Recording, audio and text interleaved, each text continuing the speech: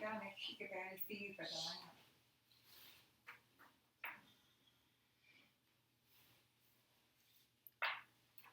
July of 1996, Damon Thibodeau was arrested for the rape and murder of Crystal Champagne after she was found face down in the levee in Bridge City, Louisiana.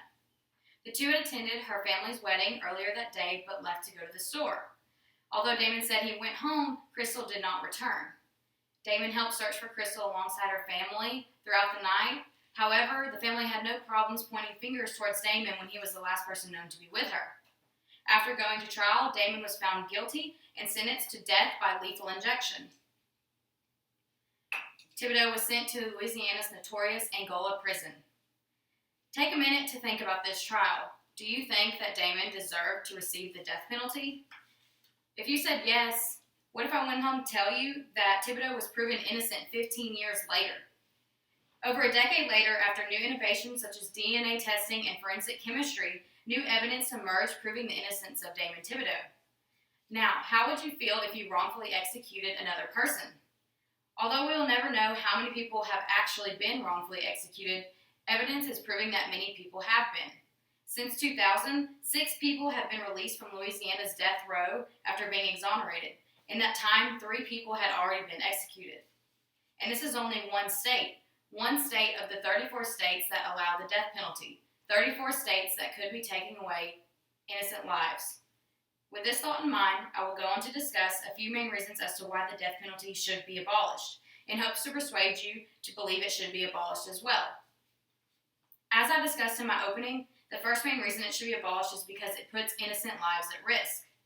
Since the reinstatement of the death penalty in the United States in 1976, 138 innocent men and women have been released from death row, including some who came within minutes of execution.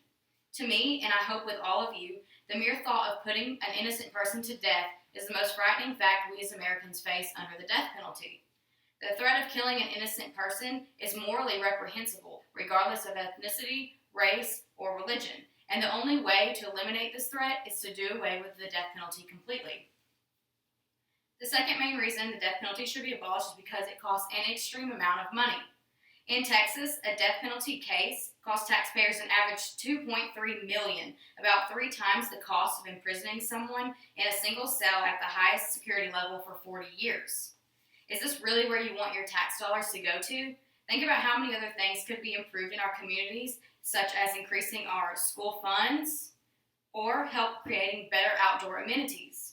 Thus, abolishing the death penalty is the only way to go. It would save millions of dollars across the United States. The third main reason the death penalty should be abolished is that poor quality defense leaves many underprivileged people sentenced to death. Although it is in our Constitution that if you cannot afford an attorney, one will be appointed to you, this could end up sentencing you to death. Attorneys appointed to criminals who could not afford a good defense lawyer usually end up with a poor case and ultimately leading them to receiving the death penalty even if they are innocent. For example, in Casey Anthony's trial, Anthony was accused for killing her baby with the use of chloroform in her trunk. Although she had a lot of evidence pointing towards her guilt, with the help of a good defense attorney, she was proven innocent. Others are not so lucky and are sentenced to death, maybe even being innocent because they could not afford a good attorney.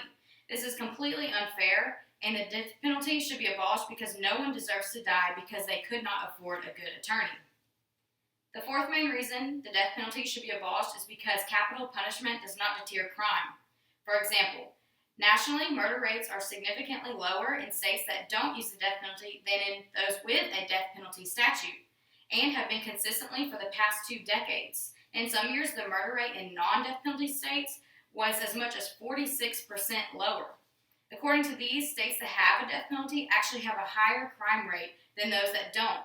This proves that the death penalty is not doing anything to scare anyone from committing any crimes. It is showing that when you commit crimes, you'll get to die as an escape from what you have done.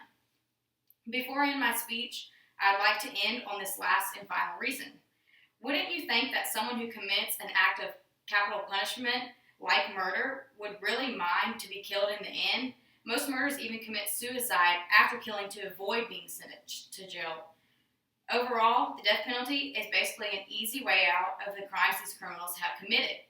Most people would agree that spending life in jail without the possibility of parole is a way more harsh punishment than death. Sentencing someone to death is an easy way out for these criminals, and they definitely don't mind it. So stand with me in abolishing the death penalty in all 50 states. Do not let these criminals have an easy way out. Do not spend any more of your money to help pay for these executions. Criminals deserve to sit every last day in jail with the everyday waking thoughts of regret of what they have done. Sentencing them to death only allows them to escape from the reality that they have created for themselves and the families that they have destroyed. So stand for these families, stand for the innocent who were killed, stand for yourself, and stand to abolish the death penalty in all 50 states of America. Thank you.